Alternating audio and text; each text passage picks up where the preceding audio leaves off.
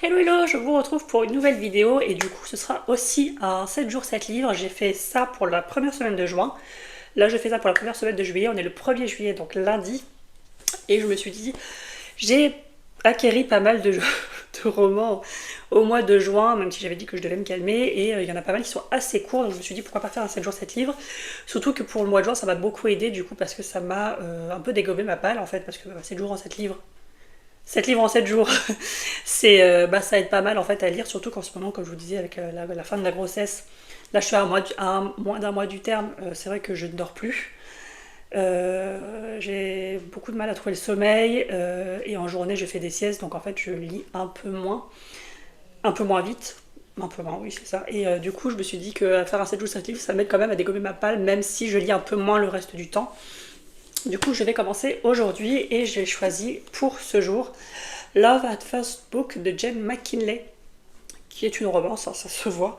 Et en fait, vous avez Emily Allen, qui est une libraire qui va se voir offrir un job sur une île. Non, c'est son autrice favorite, je crois, qui lui offre un job sur une île en fait. Et du coup, forcément, elle va y aller. Et elle va, forcément, il y aura une histoire une romance avec c'est le fils, je crois. Oui, c'est son fils, avec Kieran Murphy, mais qui est un peu grumpy. Voilà, et il va pas aimer en fait l'arrivée de l'assistante de sa mère en fait. Enfin, il va pas aimer la voir arriver. Après, il y a une romance qui va se faire. Donc voilà, en fait, de base, c'est le titre qui m'avait attiré, Love at First Book, un peu comme Love at First Sight, donc coup de foudre en anglais. Et voilà, je me suis dit que j'allais lire ça. Il fait 351 pages, bon, sachant que c'est une romance, même si c'est de l'anglais, c'est une romance, donc ça va se lire en une journée, en sachant que, comme vous le savez, je suis en congé maternité. Je ne travaille pas, même si je fais des siestes l'après-midi, je pense que ça va se faire dans la journée. Donc ça, c'est mon premier roman de la journée, je vais le commencer. Là, je pense que je vais regarder peut-être un peu une ou deux vidéos YouTube, parce que je suis un peu à la bourre. Au niveau des visionnages, parce que ce week-end, je pense que vous voyez, c'était l'anniversaire de ma fille, du coup, je sais pas regarder les vidéos, surtout qu'il y a beaucoup de vidéos qui sortent le dimanche. Et donc, je vais commencer à lire celui-ci. Donc, comme la dernière fois, je pense que je vous ferai un petit update un peu chaque jour sur le livre que je suis en train de lire. Et comme la dernière fois, le but n'est pas de lire un livre par jour, mais d'avoir fini mon 7e livre au bout du 7e jour. C'est-à-dire que si je ne finis pas celui-ci aujourd'hui et que je le finis demain, mais que je commence un autre, etc., et qu'au bout de dimanche soir, j'ai lu 7 livres au total, pour moi, mon challenge sera réussi. Je ne suis pas obligée de lire un livre par jour, en sachant que, par exemple, demain, ma journée sera un peu plus courte parce que je récupère ma fille à 4h30, et après, il y a la kermesse, et du coup, qui se finit à 21h, donc j'aurai pas trop le temps de lire dans la journée. Donc voilà, en fonction des journées. En plus, mercredi, c'est pareil, je garde ma fille toute la journée, donc je vais avoir moins le temps de lire. Donc je lirai un peu plus jeudi quand elle sera à l'école, etc. Enfin voilà, c'est juste pour vous dire que, comme la dernière fois, c'est pas un jour un livre, c'est plus 7 jours 7 livres. Voilà. Donc je vais commencer celui-ci, je vous fais un update du coup quand je l'aurai commencé ou même fini si je l'ai fini d'ici ce soir. Hello, du coup je vous retrouve pour faire un point lecture du coup sur le 7 jours 7 livres. On est mercredi, je vous ai pas pris hier parce que tout simplement j'étais hyper fatiguée, j'ai fait une sieste et j'ai récupéré ma fille à 4h30 et après de 18h à 21h il y avait la kermesse, donc on est parti à la kermesse. Voilà, après j'étais crevée. Donc lundi je voulais présenter ce livre, je l'ai fini du coup lundi en fin de journée, en fin d'après-midi. Et j'ai trouvé ça hyper cool en fait. Je connaissais pas Jane McKinley. Je vous disais que j'avais été plus attirée par la couverture et le titre du livre. Et en fait, du coup, on va suivre, je crois que je vous l'ai dit, mais je ne sais plus, Emily Allen qui est libraire sur une petite île et qui va être embauchée par l'une de ses autrices favorites pour être son assistante.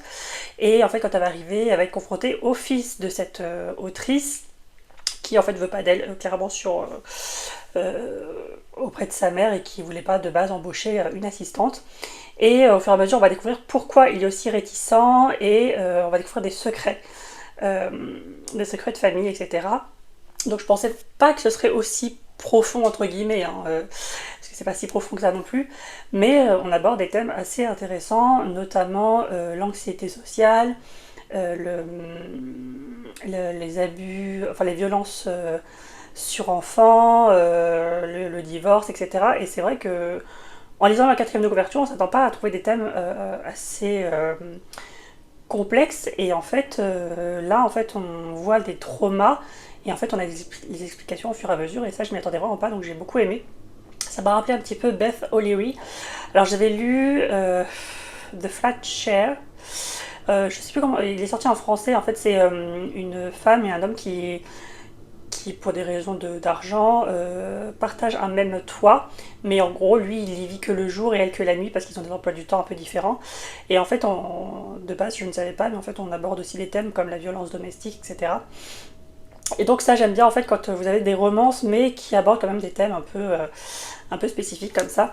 Donc du coup, voilà, j'ai beaucoup aimé. Alors il y a des scènes un peu cheesy, un peu cringe, voilà, parce que ça reste de la romance. Mais j'ai beaucoup aimé ce côté un peu, voilà, où on aborde quand même des thèmes. On aborde pas mal le thème de l'anxiété sociale, parce que Emily Allen, donc du coup le personnage principal, fait des crises d'angoisse quand elle est en public ou quand elle doit faire quelque chose qu'elle appréhende, etc. Et enfin voilà, j'ai beaucoup aimé. Donc, je ne vais pas m'étaler davantage parce que ça reste une romance, mais voilà, je pense que je vais lire d'autres romans de cette autrice, en sachant que l'autre, enfin il y en a plusieurs, en fait elle a fait une série de Cozy Mystery sur les livres, donc Library, Cozy Mystery, je sais pas quoi, et elle en a fait un sur un cupcake bakery, quelque chose comme ça, et des romances. Et il y en a un je pense que mon prochain, ce sera sur celui qui se passe à Paris. Je sais plus le titre, enfin bref. Donc voilà, je vous conseille, moi j'ai beaucoup aimé. Donc du coup, hier j'ai commencé celui-ci, donc Rêve de feu de Accord corrompu. Je dis n'importe quoi. Donc Accord corrompu, c'est la saga, donc c'est le tome 3. Je sais plus si vous vous souvenez, mais début juin, j'avais fait aussi un 7 jours 7 livres, j'avais lu les 2 premiers tomes. Et donc là, j'en suis à un tiers. J'aime beaucoup. Bah voilà, c'est la suite directe. Je suis désolée, je bouge beaucoup, mais en fait, parce que je tiens à bout de bras et je suis un peu fatiguée. C'est la suite directe du tome 2 et enfin vraiment, genre, comme si on avait coupé un roman en deux. Sauf que là, on voit qu'elle a rajouté des éléments pour faire des rappels de ce qui se passe à la fin du tome 2. Bien qu'on n'en a pas besoin, parce qu'en soi, vraiment, c'est l'action qui suit. Donc voilà, donc pendant le 7 jours 7 livres de la première semaine de juin d'ailleurs, j'avais lu les 2 premiers tomes d'affilée, et là c'est ce que je vais faire aussi, je vais lire les deux derniers tomes, parce qu'il y a 4 tomes, et il y a un recueil de nouvelles je crois, mais je ne l'ai pas pris encore. Et voilà, donc là en fait on suit Olina qui est la fille de... Enfin, alors ils sont pas appelés reine, roi, etc., mais la Tatum du pays de Solis, donc c'est pays de feu. Et vous avez le pays de glace, donc Glacium. Et en fait, tous les 3 ans, vous avez une délégation de 12 personnes de chaque. Par exemple, 12 personnes de Glacium qui vont à Solis, et 3 ans après, 12 personnes de Solis qui vont chez Glacium pour essayer de maintenir cette paix qui est très très fragile entre eux, forcément. Et il va se passer plein de choses. Voilà. Je vais pas vous en dire davantage, mais il va se passer un événement déclencheur dans le premier tome qui va faire que les tensions déjà très fragiles vont en fait prendre de l'importance, et voilà, là en fait on arrive au moment où cette paix éclate, et puis enfin cette paix très relative éclate, et donc voilà, donc la fille de... Et en fait cette fille a toujours porté un voile, alors là on le voit pas sur la couverture, mais sur le premier tome on voit qu'elle a un voile, et en fait elle a toujours porté un voile depuis sa naissance, mais enfin je vous renvoie du coup à ma vidéo où je raconte un peu le résumé, mais voilà, elle a toujours porté un voile et personne ne connaît son visage, etc. Maintenant, de plus en plus de personnes connaissent son visage, forcément, mais voilà, ça reste quand même un secret. Et je vous laisse découvrir pourquoi. Voilà, donc je vais essayer de le finir aujourd'hui. Normalement, je suis à la maison aujourd'hui, mais j'ai ma fille exceptionnellement avec moi. Donc, je vais peut-être pouvoir moins lire que d'habitude. Donc, je vais essayer de finir celui-ci et du coup de continuer sur celui-ci que je suis censée du coup avoir commencé aujourd'hui. Voilà, ils font chacun. Alors, le tome 3 fait 360 pages, je crois. Et le tome 4, à peu près pareil, en fait, ils sont assez courts. Les 2 premiers tomes étaient un peu plus courts, je crois qu'ils faisaient 300, entre 300 et 350. Donc si je lis bien, si ma fille me laisse lire, normalement je pourrais entamer le tome 4, qui est Rêve de liberté. Et voilà, comme je vous disais, mon but c'est pas de lire un livre par jour, mais de finir avec 7 livres à la fin des 7 jours. Donc là c'est bien parti, en sachant que jeudi j'ai toute la journée pour rattraper. Et puis voilà, j'ai prévu de toute façon de lire aussi un petit feel good, comme ça se lira assez vite. en tout cas plus vite que un roman de fantasy. Donc voilà, je pense que je vais pas trop aller davantage dans mon ressenti du tome 3, parce que d'une, j'ai lu qu'un tiers, et de deux, que je pense que je vous ferai un petit update du coup demain soir ou vendredi du coup, mais concernant du coup les deux tomes en fait. Comme ça, vous aurez un avis sur les deux tomes et le final en fait, mon avis final sur la saga. Parce que là, bon, en top 3, de toute façon, je pourrais rien vous dire, sinon ça vous spoilerait, et puis je vois pas l'intérêt, en sachant que je lis le tome 4 juste après. Hello, du coup, je vous reprends, on est jeudi matin. J'ai du coup fini Accord corrompu le tome 3, Rêve de feu, hier soir du coup. Et j'ai commencé celui-ci et je viens de le terminer. Donc Accord corrompu le tome 4, Rêve de liberté. Donc j'ai fini cette saga. Et ça se lit assez vite parce que c'est écrit assez gros. Enfin en tout cas pour moi je trouve. Et c'est assez fluide au niveau de l'écriture. Alors au niveau du tome, ce que je vous parle de... Ouais. Donc en fait, comme je vous disais ici, là on suit directement l'action de la fin du tome 2. Et voilà, donc à la fin, forcément quand vous avez deux royaumes, enfin je pense que c'est pas un spoil, vous avez une guerre, voilà, une scène de bataille assez épique. Donc c'est ce qui se passe à la fin du tome 4. J'ai mis 4 étoiles pardon, pour le tome 3 et seulement 3 pour le tome 4. Pourquoi? Parce que je trouvais qu'il y avait pas mal de longueur. Avant qu'il y ait cette bataille, en fait, vous avez souvent ce temps de latence, un peu d'attente. Mais là, je trouvais que ça durait tout le temps du roman. Et la fin était beaucoup trop rapide. Voilà, la bataille de fin, elle dure pas quelques chapitres.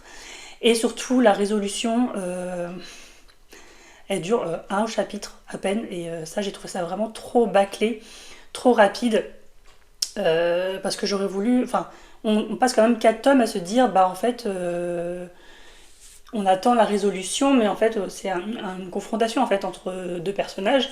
Et au final, ça dure un chapitre, quoi. Et puis, il n'y a pas vraiment d'explication. Enfin, je trouvais que l'explication était assez bancale par rapport aux motivations du méchant. Et voilà, donc j'ai été un peu déçue par ce tome 4. Voilà, bon, après, c'est une fin. Mais c'est vrai que j'attendais un peu plus par rapport à cette résolution et surtout par rapport à ce dénouement où j'aurais voulu que ça prenne un peu plus son temps et qu'on ait beaucoup plus d'explications, d'arguments de la part de cette partie-là, qui est de cette partie méchante encore une fois. Voilà, donc moi j'ai beaucoup aimé les deux premiers tomes, voire le troisième aussi. J'ai trouvé que le deuxième était un peu différent, donc c'est peut-être le tome que j'ai préféré. Le premier parce que c'est l'introduction et qu'on découvre les personnages, donc c'est normal. Mais le tome 2 était vraiment différent au niveau de la structure du roman. Et là, ces deux-là, en fait, on aurait pu les mettre ensemble parce que c'est vraiment dans la continuité. Les deux, en fait, pareil, se suivent. Voilà, il n'y a pas vraiment de temps qui se passe entre les deux tomes.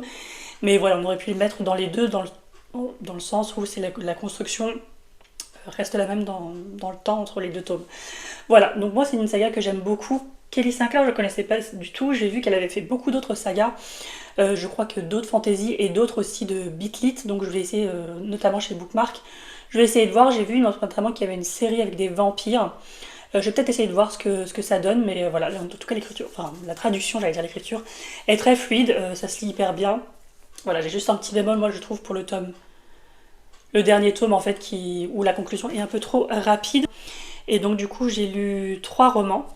Donc du coup aujourd'hui, on est le 4e jour, donc je vais essayer de lire Une saison au bord de l'eau de Jenny Colgan. Alors j'avais dit que je continuerais plutôt la saga de la charmante librairie, où j'ai lu les 2 premiers tomes, j'ai le 3e dans ma palle, mais au final, voilà, je me suis dit qu'on est en été, au mois de juillet, donc je voulais peut-être lire...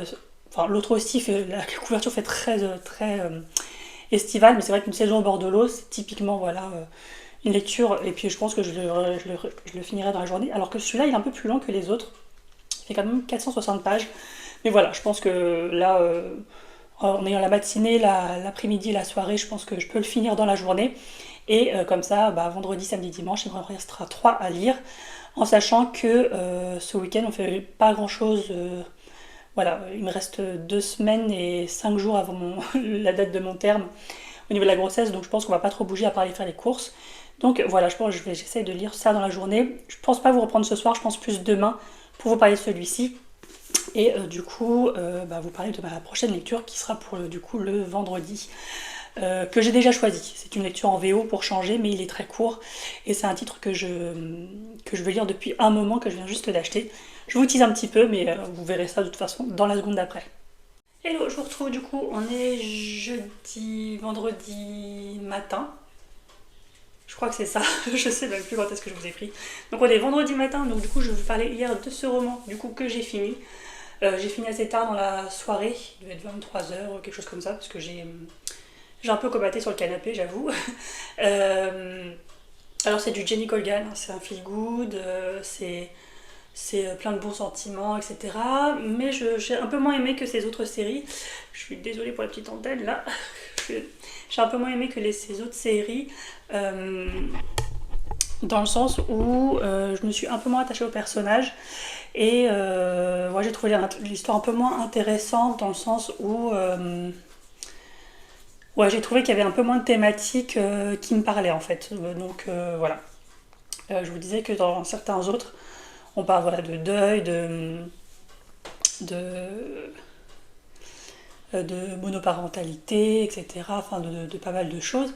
Et là j'ai trouvé que l'héroïne n'était pas très attachante en fait, dans le sens où elle est très, très têtue, très... bon après qu'elle ne cesse pas faire, c'est une bonne chose, mais en fait c'est vrai qu'elle était un peu, voilà, un peu forte tête et moi j'avoue que en fait elle n'accepte pas qu'on lui fasse des remarques, etc. Et moi ça j'avoue que j'adhère pas trop. Mais sinon voilà, c'est une lecture d'été très feel good qui se lit très bien, donc je pense que je lirai la suite. Mais je finirai d'abord l'autre saga, La charmante librairie, avant de lire avant de lire la suite de celle-ci. Voilà. Aujourd'hui, je vais commencer Yellowface de Rebecca F. Kuang, qui est une de mes autrices chouchou. Hein. Je pense que si vous suivez depuis un moment, vous savez que The Poppy War, c'est une de mes trilogies de fantasy préférées de tous les temps. Voilà. Qui est malheureusement le premier tome est sorti en VF et je pense qu'il n'a pas marché parce que la couverture n'était pas non plus très attirante. Et puis il avait un peu ce côté whitewashing, etc. Donc voilà, j'espère qu'une autre maison d'édition l'éditera en français, mais voilà, c'est une de mes sagas préférées. Et puis j'ai adoré Babel aussi, que j'ai lu l'année dernière. J'ai mis du temps à sortir celui-ci, parce que en fait je viens juste de l'acheter, mais je sais pas pourquoi j'ai pas acheté avant. Bref. Alors là on est plus dans un thriller contemporain, quelque chose comme ça, où en fait on va suivre donc Athéna Lu qui a écrit un livre, enfin un manuscrit, et qui va mourir dans un accident. Et June va lui voler son manuscrit, donc qui n'est pas publié, et le publier sous son nom, Juniper Sang, qui a plutôt une connotation asiatique, alors qu'elle ne l'est pas du tout, parce qu'elle s'appelle June Hayward. Et puis voilà, donc j'imagine qu'il y a un thriller dans ce côté-là, que je ne sais pas trop de quel est ce côté thriller. Mais voilà, j'ai vraiment envie de le lire parce que ça fait un moment que je me dis qu'il faut que je lise tous les romans de cette autrice et du coup aussi parce que là on va parler aussi d'appropriation de la culture, de racisme je crois, et aussi du coup du monde de la publication, des travers du monde de la publication. Je crois que c'est ça, donc voilà, je vais essayer de la noter.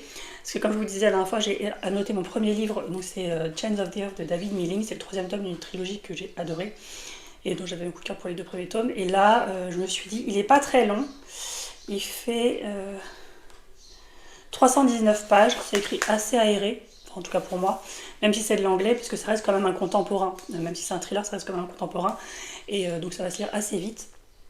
Pour moi en tout cas, parce que j'ai l'habitude de lire aussi de la fantaisie en anglais. Et du coup je me suis dit je vais essayer de la noter parce que je pense qu'il y a énormément de références et énormément de points abordés qui sont hyper importants et que j'aimerais bien en fait retenir, et je sais que de toute façon je ne le reprendrai jamais ce livre parce que c'est Rebecca Kuang. Et voilà. Hello, je vous reprends, on est samedi, du coup j'ai terminé le roman de Yellowface, donc de Rebecca F. Kuang. Je l'ai pas mal à noter, comme je vous disais, j'ai commencé à noter, c'est mon 2e livre que j'annote, donc c'est un peu nouveau pour moi, mais effectivement j'ai pas mal à noter, donc c'est qu'il y a beaucoup de choses à retenir. Concernant l'histoire, est-ce que je vous en ai parlé? Je crois que oui. Vu que ça parle en fait des travailleurs chinois pendant la guerre mondiale, etc., c'est plus enfin, l'éditeur chez qui elle a envoyé le manuscrit lui dit que ce serait mieux, que ce serait plus légitime, entre guillemets, si elle avait un nom qui est à consonance asiatique. Et tout va partir de là. Et du coup, là, j'ai mis plusieurs post-it. Donc, le gris pour tout ce qui est discrimination, racisme. Le bleu pour tout ce qui est aliénation des réseaux sociaux. Et j'ai mis... Il y a du violet pour l'appropriation culturelle. Et je crois que j'ai mis un petit peu de vert pour tout ce qui est solitude, etc., lié justement à au monde de la publication. Et puis j'ai deux ou trois roses en fait, mais il n'y en a vraiment pas beaucoup. C'est pour vraiment les citations que j'ai bien aimées.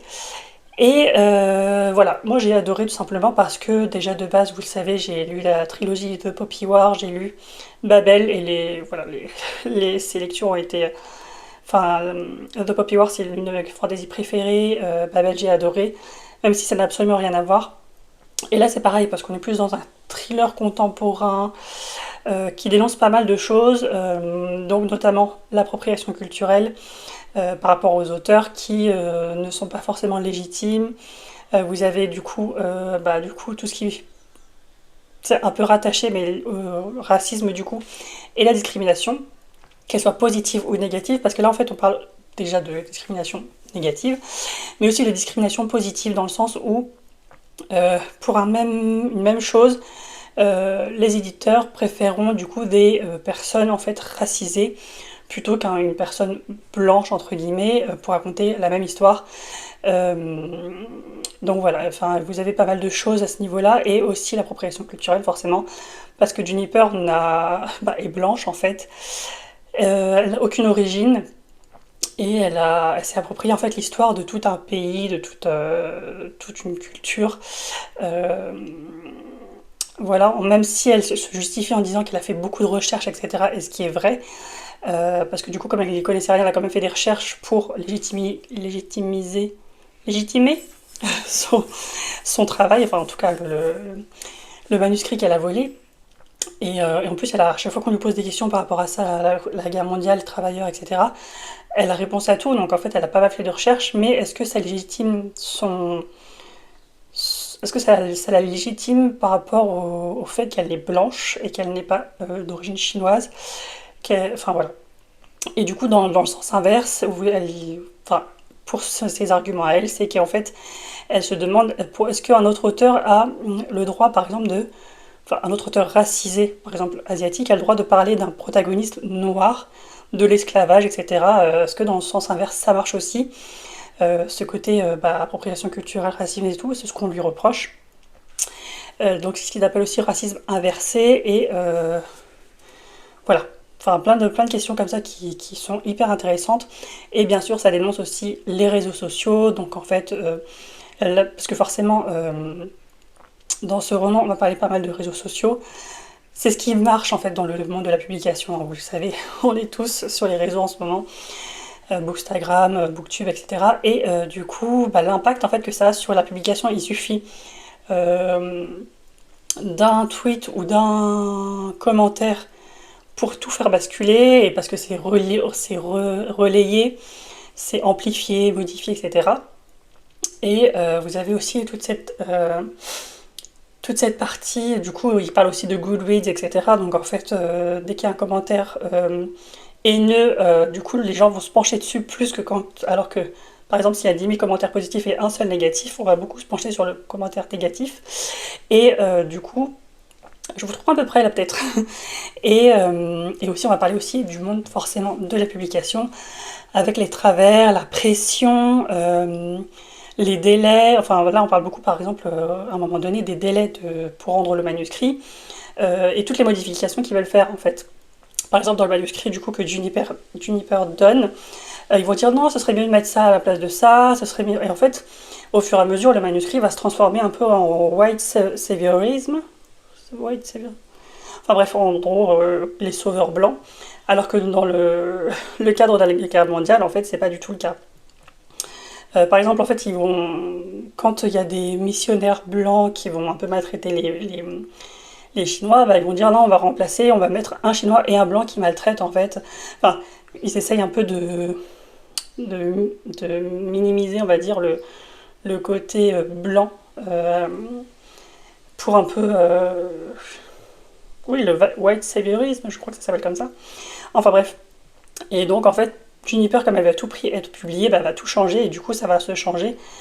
Enfin, du coup, ça va un peu mettre mal à l'aise des personnes asiatiques qui vont venir la voir et lui dire, bah, en fait, là, ça fait très white saviorisme, ça fait très raciste, ça fait très. Voilà. Et, euh, et en fait, tout ça parce qu'elle veut être publiée, quoi. Et puis, vous avez aussi tout ce côté bah, un peu pression, pas forcément. Oui, en gros, là, t'as écrit un livre, ok, t'as gagné de l'argent, des royalties, etc. Mais là, il faut que tu nous en écrives un deuxième, en gros, sinon, bah, on coupe les ponts, quoi. Enfin voilà, il y a beaucoup de choses qui sont dénoncées. Je vais peut-être pas tout vous dire, mais en tout cas, moi j'ai beaucoup aimé. Voilà, c'est. Vous avez pas mal d'humour noir aussi, de sarcasme, mais je pense que c'est fait exprès. Et puis voilà, moi j'aime toujours l'écriture parce qu'elle est très très fluide. Plus fluide que forcément de Poppy War qui est un peu plus complexe au niveau de la fantasy. Mais voilà, moi je vous le recommande. En tout cas, moi j'ai beaucoup aimé. Enfin, c'est pas que j'ai beaucoup aimé, j'ai adoré même. Et même si c'est très différent de ce qu'elle écrit d'habitude, il y a toujours matière à dénoncer quelque chose dans ses récits. Donc moi j'adore. Enfin, de Poppy War, par exemple, il a dénoncé le colonialisme, etc., le racisme aussi. Enfin, c'est beaucoup de choses comme ça. Et ce sont souvent des thèmes récurrents, mais voilà, moi j'aime beaucoup que ce soit transposé dans un récit, en fait, une fiction. Donc voilà, et donc on est samedi, et du coup, donc il reste samedi, dimanche, donc aujourd'hui et demain pour lire deux romans, mais comme je vous disais, c'est deux romans d'une même série. Donc je vais vous en parler du coup lundi quand je vous reprends pour faire le point sur si j'ai réussi ou non. Mais dans tous les cas, j'ai commencé déjà le premier roman, donc qui correspond normalement au samedi, mais comme je vous disais, c'est pas vraiment un jour un livre. Et bah je vous en parle du coup. Je reprendrai pas demain du coup, mais du coup, ça fait beaucoup de du coup. Mais je vous reprends lundi pour pouvoir vous parler des deux romans d'un coup, parce que je vois pas l'intérêt de vous parler d'un tome puis d'un autre d'une même série. Et puis voilà, puis je vous ferai un petit bilan à ce moment-là. Hello, du coup je vous reprends pour le dernier jour du coup du 7 jours 7 livres, donc on est lundi matin. Je suis désolée, j'ai hâte de me laver les cheveux, tout ça, bref, voilà, faites pas attention à ma tête. Du coup je voulais vous parler des deux derniers livres que j'ai lus. Est-ce que je vous ai parlé Oui, je vous ai parlé de mon autre lecture, je crois. Donc là, mes deux dernières lectures, c'est Le sang de la cité, donc c'est le tome 1 de Capitale du Sud, et Citadin de demain, le premier tome de Capitale du Nord. Alors je triche un petit peu parce que ce sont des relectures. Parce que j'ai acheté, je ne sais pas si vous avez vu mon book haul de juin, mais j'ai acheté le tome 2 et 2 de chaque cycle. C'est-à-dire le tome 2 de Capitale du Sud et le tome 2 de Capitale du Nord. Et en fait, ceux-là, je les ai lus à leur sortie et j'avoue que je me souviens plus trop. Je me souviens de la fin, je me souviens des grandes lignes, mais je voulais pas partir et terminer en gros lire le tome 2 et le tome 3 de chaque cycle sans avoir vraiment tous les détails. Et du coup, je me suis dit, je vais faire une relecture en sachant qu'ils sont très courts. Hein. Le sang de la cité, il fait 400 pages. Et celui-ci, il est même plus court, je crois. Il fait 360 pages. Mais enfin, c'est écrit assez gros, c'est assez aéré. Donc voilà, ça s'est lu assez vite. Si vous me suivez depuis peut-être 2 ans, vous avez vu que j'avais mis 5 étoiles à chaque titre. Donc là, en fait, on va suivre Nox qui, de base, a été recueilli par le duc de Servin. Lui et sa sœur, ils étaient maltraités, en fait, ils étaient enfermés, etc. Et au fur et à mesure, parce qu'en fait, lui, il est livreur, enfin, je sais pas comment on dit, commis dans une épicerie ou je sais pas quoi. Et il fait des livraisons de vin, de nourriture, donc en fait ça donne soif, ça donne faim. Alors je bois pas de vin, mais bon, en tout cas, on parle beaucoup aussi de pâtisserie, etc. Donc ça donne vachement faim. Et on est un peu dans une ambiance un peu provençale, un peu style sud de la France. Donc voilà, et du coup le duc va se servir de lui comme d'un atout politique, parce que forcément vous avez des tensions entre les différents duchés, notamment aussi avec le nord, parce que là on est dans le sud, et je vous parlerai du nord après, et donc il va devenir un outil en fait de politique et de dissuasion, entre guillemets, parce qu'il connaît la ville comme sa poche, et tout ça dans le cadre d'un projet architectural, enfin pas un projet architectural, mais un projet de construction dans la ville, etc. Et ça va aller beaucoup plus loin tout ça, et il va, je sais pas si c'est dans le résumé, s'il va découvrir du coup une cité miroir de sa cité à lui, très bizarre avec une espèce de brume si je dis pas de bêtises, et enfin voilà, bref, je vais m'arrêter là pour celui-ci, et là on va suivre Amalia, qui est une aristocrate, en fait, une fille d'une famille de une fille d'une bonne famille, non, une fille de bonne famille. Et donc en fait elle va apprendre tous les arts enfin tous les arts, toute l'éducation qu'elle doit avoir, sauf sur les arts, parce que les arts sont prohibés, ils sont considérés comme inutiles, etc. Et puis donc lui et elle et son fiancé, et un ami qui est, je crois, lui plus paysan entre guillemets, et son fiancé du coup va découvrir lui l'existence, enfin il va découvrir pareil le monde, un peu un monde parallèle, et il va être obsédé par ça, et en fait Amalia ne croit pas du tout à la magie, forcément, parce que toutes les formes d'art sont prohibées dans leur éducation, et lui va lui dire que si ça existe, etc. Il va se renseigner sur les mythes et légendes, etc. Et pareil, même dans cette ville du Nord, il y a des tensions politiques, je dirais, et peut-être l'annonce d'une guerre imminente. Et puis la fin m'a complètement choquée. Voilà, je vais pas vous en dire plus. Alors là, Nox c'est peut-être un peu plus attachant, parce que vous avez aussi tout l'univers qui va avec, assez doux, assez, comme je vous disais, provençal, un peu sud de la France, etc. Avec la nourriture, le vin, etc. Et là, c'est un peu plus froid. L'écriture de Claire Duvivier est un peu plus incisive, un peu plus froide. D'ailleurs, Amalia est beaucoup plus froide aussi de nature, mais c'est aussi par son éducation. Et beaucoup n'ont pas aimé Amalia, mais moi je l'ai beaucoup apprécié dans ce tome. En tout cas, c'est un tome introductif, donc voilà, on verra après. Bien qu'elle ait son côté un peu froid, un peu directive, moi j'ai beaucoup apprécié son personnage. Et voilà, donc j'ai hâte de la suivre dans la suite de leurs aventures. Il est un peu sale mon livre. Donc voilà, 2 lectures que j'ai terminées. Du coup, ça me fait 7 livres en 7 jours. Donc voilà, je suis plutôt contente parce que j'ai encore réussi mon 7 jours CD. Alors, comme la dernière fois, j'ai pas pris beaucoup de risques. J'ai pris des livres assez courts qui font moins de 400 pages. Même si je travaille pas, c'est compliqué parce que je récupère ma fille à 4h30. Bon là c'est les vacances maintenant, mais voilà, j'ai récupéré quand même à 4h30, et puis moi je faisais des siestes, etc. parce que je suis dans la dernière ligne droite, comme je vous disais, de ma grossesse, donc je suis très fatiguée.